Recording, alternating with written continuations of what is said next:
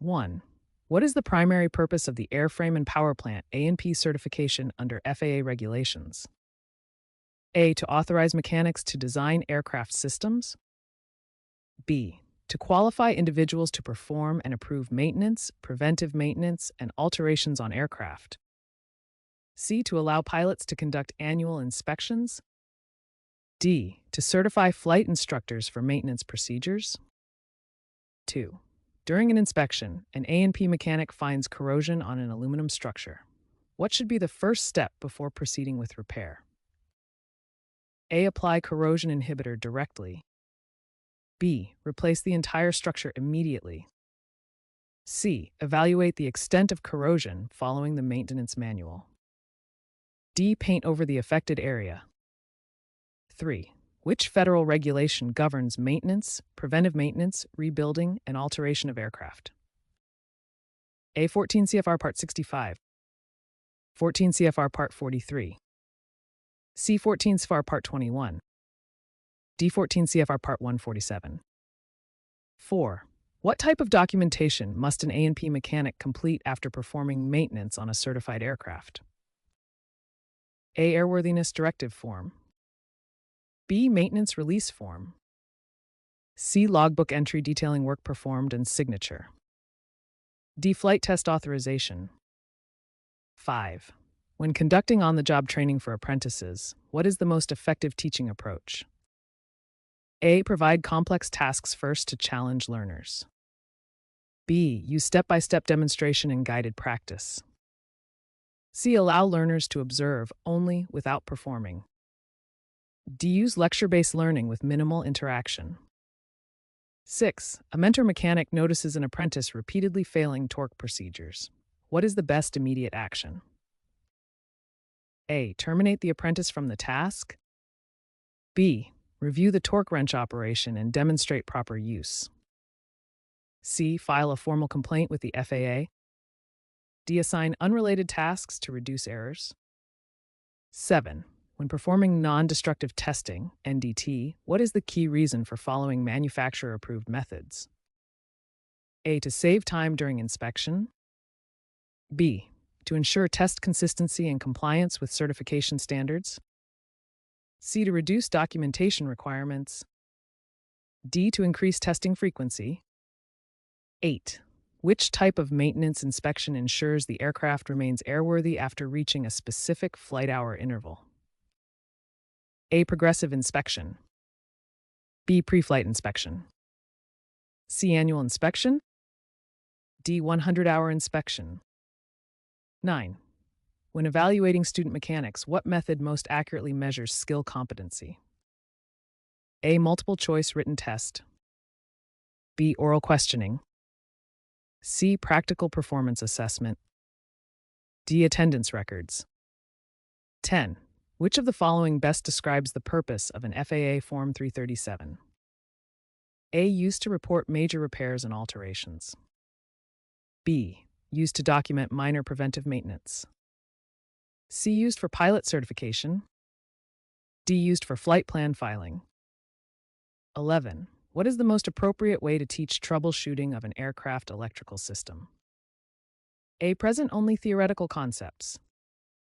B. Allow learners to practice diagnosing real or simulated faults. C. Use video demonstrations exclusively. D. Assign independent reading of manuals. 12. A&P mechanics are required to ensure compliance with airworthiness directives, ADs. What does an AD primarily address? A. Air traffic control procedures. B. Mandatory corrective actions for unsafe aircraft conditions. C. Optional service bulletins for performance improvement. D. Manufacturer warranty claims. 13. When mentoring a new technician, which principle fosters the best professional growth? A. Immediate criticism of all errors. B. Allowing self-discovery with no guidance. C. Providing constructive feedback and positive reinforcement. Assigning repetitive, simple tasks only. 14. What type of power plant requires the mechanic to understand turbine blade inspection and balancing? A. Piston engine.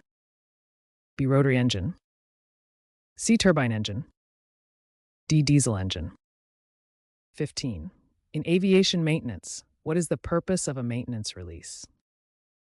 A. To authorize a flight after maintenance, ensuring airworthiness. B. To record pilot flight hours. C. To assign maintenance shifts. D. To document flight plans. 16. Which of the following training techniques improves retention among adult learners? A. Passive listening. B. Immediate application of new knowledge. C. Memorization without context. D. Continuous lecturing. 17. When maintaining composite aircraft materials, what safety precaution must always be observed? A. Wear gloves and a mask to avoid fiber inhalation. B. Use water to clean all surfaces. C. Apply heat immediately after cutting. D. Use steel tools for trimming. 18. Which skill is most crucial for an A&P mechanic supervising others? A. Technical writing. B. Communication and leadership. C. Mathematical computation only. D. Manual dexterity. 19. When determining aircraft weight and balance, incorrect data entry can lead to A. Faster flight performance. B. Aircraft instability or control issues. C. Reduced fuel efficiency only. D. Minor aesthetic changes. 20. What is the best approach for evaluating an apprentice's understanding of hydraulic systems? A. Require written explanation only. B. Have them assemble and test a hydraulic circuit. C. Ask theoretical questions. D. Let them watch another mechanic work. 21. Which regulatory part specifies A&P mechanic certification eligibility? A. 14 FAR Part 61. B. 14 FAR Part 65. C. 14 FAR Part 43. D. 14 CFR Part 91. 22. An A&P mechanics teaching session includes hands-on propeller balancing. What learning principle is being applied? Auditory learning. B. Kinesthetic learning. C. Visual learning. D. Reflective learning. 23. What is the main purpose of the Aircraft Maintenance Manual, AMM? A. Provide flight procedures. B. Offer repair, inspection, and troubleshooting instructions. C. Serve as a pilot's operational guide. D. Outline FAA regulatory policies. 24. Which method ensures training evaluation data is reliable? A. Random guessing on assessments. B. Consistent criteria across all evaluations. C. Evaluating based on personality traits. D. Using different standards per trainee. 25. Why should A&P mechanics understand human factors in maintenance? A. To avoid over-torquing components. B. To reduce errors caused by fatigue, stress, and communication breakdowns. C. To improve aircraft aesthetics. D. To increase part replacement frequency. 26. A student misinterprets wiring diagrams. As an instructor, what should you do first? A. Assign additional reading. B. Demonstrate how to interpret diagrams step by step. C. Ignore and continue lesson. D. Replace the student immediately. 27. What is the best evaluation tool for assessing troubleshooting skills? Objective test. B. Practical scenario simulation. C. Group presentation. Essay writing. 28. A&P mechanics must keep maintenance records for how long after an aircraft is returned to service? A. 30 days. B. 90 days. C. 2 years. 29. When teaching aircraft systems, what strategy enhances long-term understanding? A. Rote memorization. B. Linking theory to real-world applications. C. Time-limited lectures. D. Listing part numbers only. 30. Why is calibration of maintenance tools important? To maintain compliance and ensure accurate measurements. To save energy. C. To meet visual appearance standards. D. To reduce cost of maintenance. 31. Which of the following illustrates effective mentorship? A. Focusing on fault finding rather than improvement. B. Providing opportunities for apprentices to apply skills. C. Giving no feedback to avoid pressure. D. Allowing unlimited unsupervised work. 32. A&P mechanics use the ATA system to track engine cycles. B. Categorize aircraft components for maintenance reference. C. Measure temperature. D. Control flight parameters. 33. Which evaluation technique provides the most actionable feedback? A. General comments. B. Specific performance-based scoring. C. Peer voting. D. Random grading. 34. A power plant's oil analysis indicates metallic debris. What should the mechanic do? A. Ignore since it's common.